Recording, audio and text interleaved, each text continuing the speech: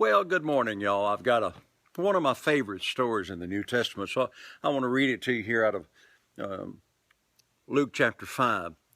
It says, "It came to pass that as the people pressed in on him to hear the word," they didn't come to him because of the miracles, they came to him to hear the word.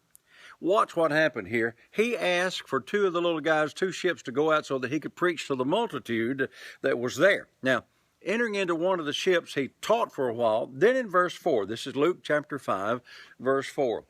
"Now when he got through speaking, he said unto Simon, Launch out into the deep." Now that's really important. Launch out into the deep, that you can catch and let down your nets to catch a draught. Well, I'm in front of my fishing boat. I like to go fishing.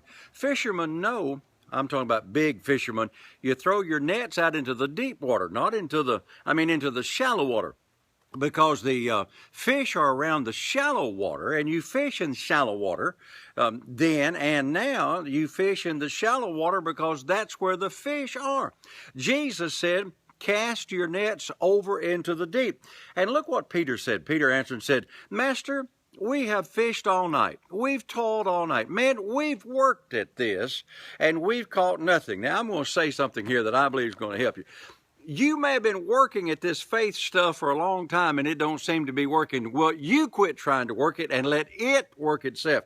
However, Peter did make a powerful statement, and I want to get right here. He said, "Nevertheless, at thy word." Your faith comes by hearing the word, not religion. Your faith comes by hearing the word, not what just some television evangelist tells you. You're going to have to go to the word yourself, plant the seed of the word of God until your faith gets to the place that it will grow. He said, "Nevertheless, at thy word, I'll do what you told me to do." So it's in corresponding actions with the word of God. James says faith without actions, or faith without works, is dead, being alone. Now, watch this. "And when they had this done," what? They had done what Jesus told them to do. So I'm going to add this to this. I'm going to be a little long-winded today. You got to do what Jesus tells you to do, because that's faith in action. "And when they had done this, they enclosed a great multitude of fishes, so much so that their nets began to break, and they had to call their friends to come help them." Watch this. Now I want to help you. I believe this is going to help you. Hold on just a second. Listen.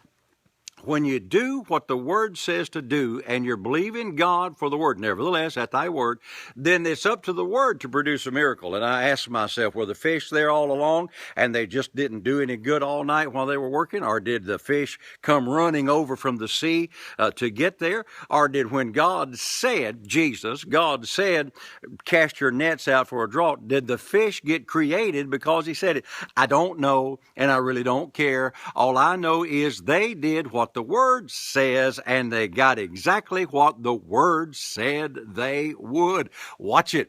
Do what the word says, "Nevertheless, at thy word." And then when they had done this, or this done in the King James, it says they enclosed a multitude of fish. So you're going to have to do what the word says, and you get the word results. Oh, golly, that's good preaching. I got to go.